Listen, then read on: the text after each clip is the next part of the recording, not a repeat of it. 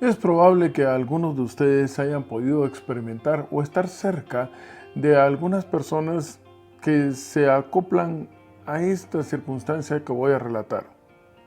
Sucede que teniendo una cuna bastante pobre o inicios bastante complicados, después de tener una lucha perseverante en su vida o quizás otras circunstancias favorables, han logrado salir adelante y han llegado a crear una posición bastante cómoda. Una posición en la cual el mundo antes les ignoraba y ahora les elogia o los adula. Y con frecuencia hemos visto que estas personas se olvidan de su pasado, de dónde vinieron. Y esto es algo muy complicado porque entonces tratan con igual diferencia a aquellos que ahora ocupan el lugar que ellos tenían años atrás. Pues bien, durante esta semana, la lección de escuela sabática nos llevará a reflexionar sobre cómo es que la criatura se olvida de quién es el creador. Y esto trae terribles consecuencias, terribles circunstancias. Creerse a sí mismo y olvidarse de sus raíces. Y por esa razón, analizando estas circunstancias, la lección de escuela sabática se ha titulado Las plagas. Vamos a ver.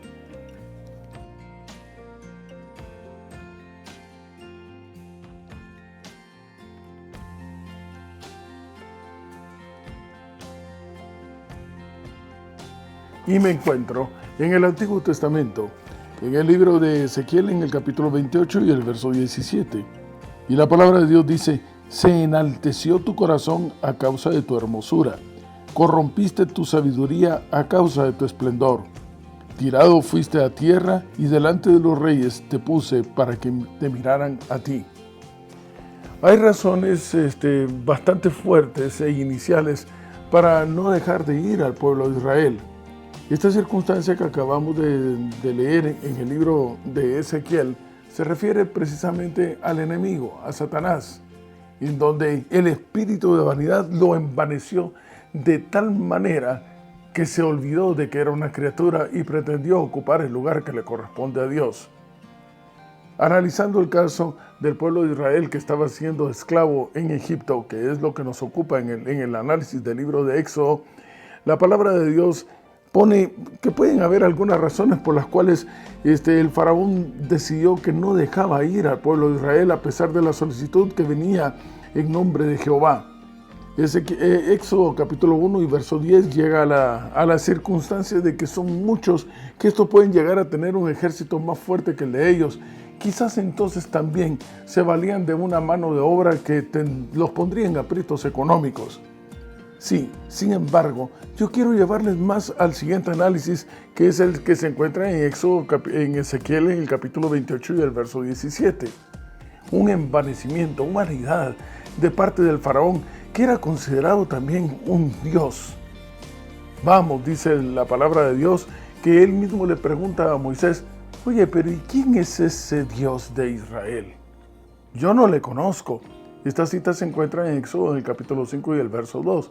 ¿Quién es ese como para que se ponga aquí al tú a tú conmigo, si aquí no hay más grande que yo?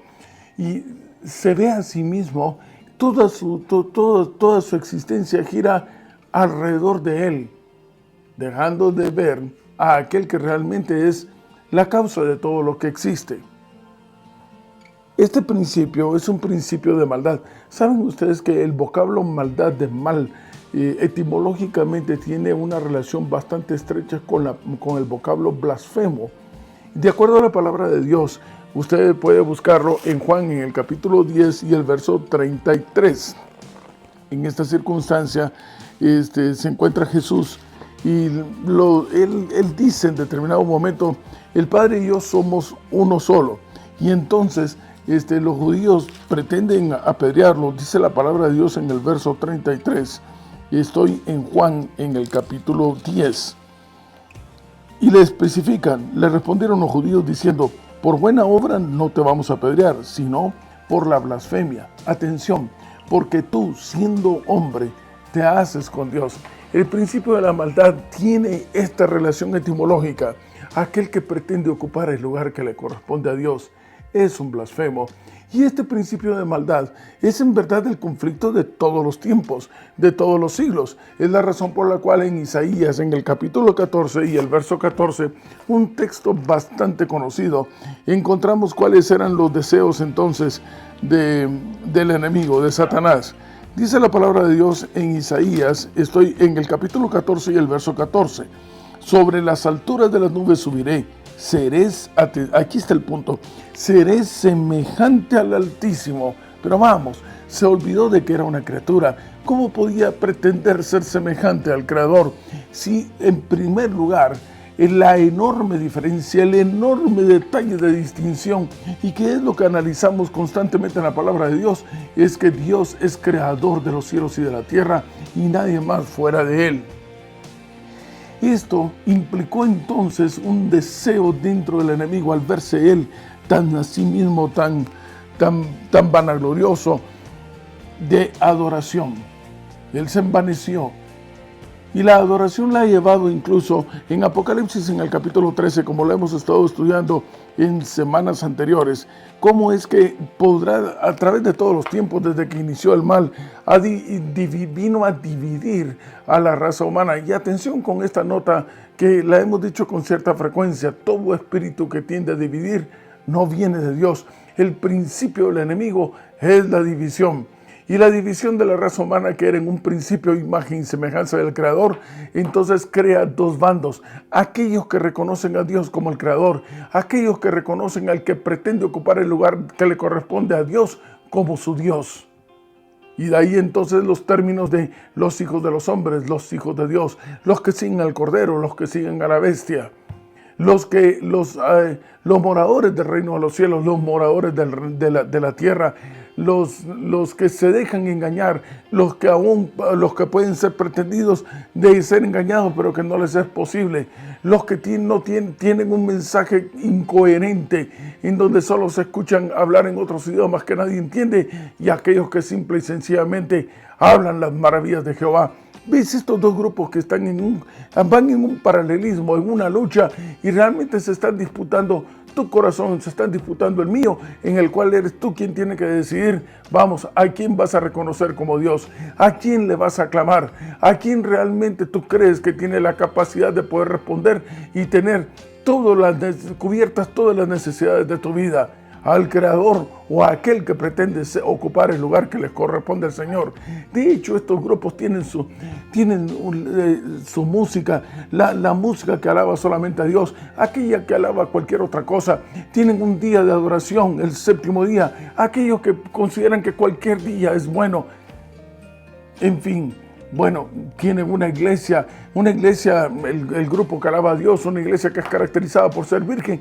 Aquellos que entonces simplemente están caracterizados porque están a gusto del cliente y por eso se les considera una ramera y sus rameritas.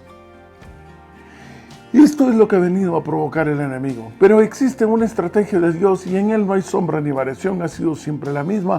Y al igual que como fue en el libro de Éxodo con el pueblo de Israel en la época de Egipto en que estaban esclavizados, la estrategia sigue siendo la misma, la estrategia del Señor. Dice la palabra de Dios en Éxodo, en el capítulo 4 y el verso 31. Si usted me sigue, estoy en Éxodo, capítulo 4, verso 31, Antiguo Testamento. El pueblo creyó, oyendo que Jehová había visitado a los hijos de Israel y que habían visto su aflicción, se inclinaron y adoraron. Lo primero que tú tienes que hacer es establecer una relación íntima con el Señor. El Señor no puede hacer nada a tu favor si en primer lugar tú no le conoces, Él no te conoce, no saben quién eres, porque simple y sencillamente eres hijo de otro padre que no es el padre, que no es el Creador. Así que, primer punto, establecer una relación íntima con el Creador. Como consecuencia, entonces ya no te preocupes por ti. Él va como poderoso delante, defendiéndote a ti por todos lados. Esto es lo que dice Jeremías en el capítulo 20 y el verso 11. Acompáñame. Estamos en Jeremías, en el capítulo 20 y el verso 11. Y la palabra de Dios dice: mas Jehová está conmigo como poderoso gigante. Por tanto, los que me persiguen tropezarán y no prevalecerán. Serán avergonzados en gran manera, porque no prosperarán, tendrán perpetua confusión que jamás será olvidada. Pero si en realidad tú quieres tener a Dios de tu lado, primero debes de tener un Dios. Primero debes de tenerlo a Él como Dios, reconocerlo como Dios y como consecuencia adorarle. Que esto básicamente implica el clamar, el saber, el reconocerle que es el único a quien tú puedes acudir para que cubra tu necesidad más profunda, la medular que tiene el ser humano, que es la de vivir por siempre. Y claro está que Él es el único que lo puede hacer, porque Él es el único que es la fuente de vida eterna. Sigamos adelante. Ahora, la pregunta que surge entonces es: ¿a quién reconoces como Dios? Y ese ha sido el dilema de todos los tiempos. Esa es la razón por la cual, ahora que tú has dado respuesta a aquel que está tocando la puerta de tu corazón, ahora tienes un Dios, ahora ya no vives tú, vive Jesús en tu lugar, y este Dios entonces viene a combatir contra los otros que dicen tener sus dioses, porque es necesario llegar a la verdad, porque es necesario que la luz de la verdad pueda disipar la oscuridad, las tinieblas que están inundando este mundo. Dice la palabra de Dios entonces en Éxodo, y estoy ahora en el segundo libro de la Biblia, en Éxodo, en el capítulo 7. Éxodo, capítulo 7. Dice la palabra de Dios en Éxodo, capítulo 7, y del verso 8 al 13, tú vas a encontrar un análisis de las plagas que cayeron, empezando por la plaga de las ranas, estamos también en la de los piojos, moscas, el ganado, el granizo, las úlceras, las langostas, hasta que finalmente en el capítulo 11 se termina anunciando la muerte de los primogénitos.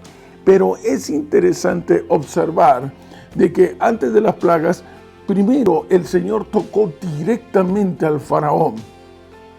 Con esto de lo de la serpiente, esa circunstancia que ustedes ya saben, de que la vara de Aarón se convierte en serpiente, se come entonces a las otras serpientes que eran una imitación, pero la serpiente era la dignidad personal, la imagen propia, la identificación de aquel que se consideraba Dios y que era lo que llevaba en su mitra sobre la cabeza, una serpiente. Pues bien, empieza por destruir personalmente a aquel que es la fuente de toda pecaminosidad y de todo error y de toda maldad. Aquel que es el que tiene el espíritu de pretender ocupar el lugar que le corresponde a Dios. Posteriormente entonces siguen todas estas plagas y cada una de ellas, tal y como tú lo puedes analizar, está destruyendo o está desacreditando, está bajando de su estatus de mentira a cada uno de los dioses que tenían los egipcios como dioses principales. Esa es la razón por la cual encontramos entonces en la palabra de Dios que Él es Rey de Reyes. Dice Apocalipsis capítulo 19, verso 16. Sí, lo que pasa es de que a lo largo de toda la existencia de la raza humana, en lo que este conflicto de todos los tiempos se ha venido llevando a cabo, el espíritu siempre ha sido el mismo: pretender ocupar el lugar que le corresponde a Dios, anular al Creador. Dice la palabra de Dios en Apocalipsis, y estoy en el capítulo 19 y el verso 16. En su vestidura veremos, en su muslo que tiene escrito este nombre: Él es el Rey de todos los reyesitos. Él es el Señor de todos los señores. Él es el dueño de todos aquellos que dicen ser dueños de algo. Apreciados amigos y hermanos, cuando lleguemos al entendimiento, cuando tú comprendas de una vez por todas que en verdad Creador solo hay uno, Dios solo hay uno, Señor solo hay uno, Rey solo hay uno, y es el que quiere establecer una relación íntima contigo y convertirse en tu familiar. Ahora, la pregunta que surge es: ¿tuvieron los israelitas miedo a cada una de las plagas que anunciaba Moisés? Quizás algunos sí, pero eran todos aquellos que todavía no habían tomado una decisión a favor del Creador del universo. No tenían una relación íntima con el Señor, entonces no tenían un Dios que fuera delante de ellos como poderoso gigante. Así que si alguno de los israelitas sufrió en determinado momento algo de las plagas que cayeron en Egipto, fue simplemente por un entrometido, así diría un amigo. Apreciados amigos y hermanos, si te hablan acerca de las 7 últimas plagas para el tiempo del fin de este mundo, vamos, ¿de qué te preocupa? ¿Qué te atormenta? ¿Qué estás tú desperdiciando el tiempo en analizar algo que no te corresponde, que no ha sido, que no sobrevendrá en contra tuya? Si Él con nosotros, ¿quién contra nosotros? Las plagas no son para el pueblo de Dios. Las plagas que están por venir son un llamado a la reflexión para aquellos que todavía no establecieron una relación íntima con el Señor. Si tú estás preocupado, realmente no te preocupes tanto por las plagas o por los acontecimientos finales que destruirán este mundo, sino que preocúpate primero por tener una relación íntima con aquel que es el que te podrá sostener en su mano, cuidarte como la niña de sus ojos, porque te lleva grabado en las palmas y te tiene contado hasta el último de los cabellos. Así que la circunstancia aquí, el Armagedón verdaderamente de la vida, gira alrededor de que tú te decidas hoy por el Señor. Y este es un llamado a que no se endurezca vuestro corazón. Hablemos un poquito acerca de esto. Dice la palabra de Dios en Mateo, en el capítulo 12 y el verso 32. Estoy en Mateo, siempre Nuevo Testamento, en el capítulo 12 y el verso 32. Y la palabra de Dios dice de esta manera. Mateo 12, 32. A cualquiera que dijera alguna palabra contra el Hijo del Hombre le será perdonado, pero al que hable contra el Espíritu Santo no le será perdonado ni en este siglo ni en el venidero. Vamos, y nos habían dicho de que Dios perdona todo. Analicemos un poquito. Saben que es una situación bastante delicada esta circunstancia. El que hable contra el Espíritu Santo. Hace algunas semanas escuchaba yo a cierta persona que decía, mira, ¿para qué se esmeran tanto tiempo en llevar a cabo un proyecto evangelístico en este lugar si aquí nunca ha funcionado nada y nunca funcionará? Nunca tendremos ningún buen resultado. Qué terrible, ¿verdad? Qué duro, porque no estás hablando en contra de personas que quieran ejercer un trabajo evangelístico. Estás hablando de que el Espíritu Santo no tiene la capacidad de poder hacer germinar una semilla en este terreno que es hostil.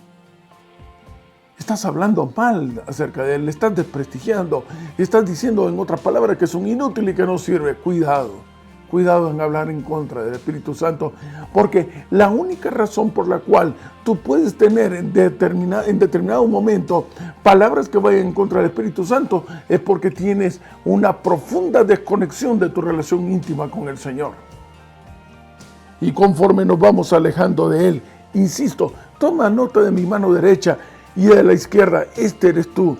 Este es el Señor, y conforme nos vamos alejando de Él, te das cuenta, la mano derecha no se ha movido para nada. Eres tú el que se va alejando. Él te está llamando con gemidos indecibles porque te ama de tal manera. Pero conforme nosotros nos vamos alejando, cada vez, vamos percibiendo menos el sonido de su llamado, hasta que llega un instante en el cual nos hemos alejado tanto que simple y sencillamente ya no le escuchamos.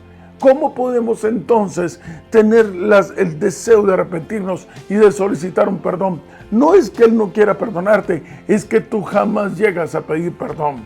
Es que en ti no entra ya tampoco el deseo del arrepentimiento. Es que te has llegado a estar tan en contra del llamado del Señor que tu corazón se ha ido comiendo, se ha ido endureciendo. Esta circunstancia puede ser algo similar para poderlo describir en lo que fisiológicamente sucede, por ejemplo, con un órgano que es principal en nuestro cuerpo, el hígado. Cuando el hígado, a través del sistema inmunológico, logra detectar un elemento extraño que lo está invadiendo, el hígado lo que hace es secar esa área porque puede seguir viviendo con el resto. Pero conforme este elemento extraño sigue avanzando, el hígado sigue secándolo y sigue secándolo hasta determinado momento que en el afán de defenderse se suicida. Llega un instante en el cual se seca por completo, se necrosa, se muere por completo. Y entonces ya no hay un elemento de salvación. Llegará un instante en el cual aquel entonces que se ha alejado tanto del Espíritu de Dios, que se ha desconectado tanto del Señor, aun cuando tú le escuches que está hablando palabras que son palabras apoyadas en la palabra de Dios, que dicen que conocen al Señor, pero que realmente no tienen una relación íntima con Él. Simplemente están utilizando el nombre de Dios para poder cumplir con sus propios intereses y con sus propios proyectos. A esos son a los que el Señor les dirá: yo no te conozco. Nunca llegaste a mí para pedir perdón. Nunca llegaste a mí para poder tener una relación íntima conmigo. Y eso fue exactamente lo que sucedió con el faraón. Llegó a alejarse tanto de Dios, llegó a seguir viéndose tan profundamente él mismo como una similitud a Dios, que no fue sensible para escuchar un llamado que llegó a un extremo tan íntimo como incluso tocarle con su dedo y que le doliera. Y de ahí entonces la muerte de los primogénitos. Él no pudo defender ni a su propio hijo, y aún así dijo no al Señor. Le dijo no a Dios. Es el principio de la necedad. La palabra de Dios tiene un llamado para ti y para mí en este momento y para todos siempre, constantemente, y es el que está registrado en Apocalipsis en el capítulo 3 y el verso 20. Está tocando la puerta de tu corazón. Te pide que le dejes entrar. Pero hay un punto más interesante y una advertencia, y es la que se encuentra en Hebreos en el capítulo 3 y el verso 15. Y vamos a buscarlo. Estoy ahora en el Nuevo Testamento y estoy llegando al libro de Hebreos. Estoy en Hebreos en el capítulo 3.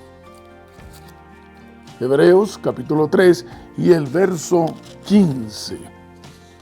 Y dice la palabra de Dios, Hebreos capítulo 3, verso 15.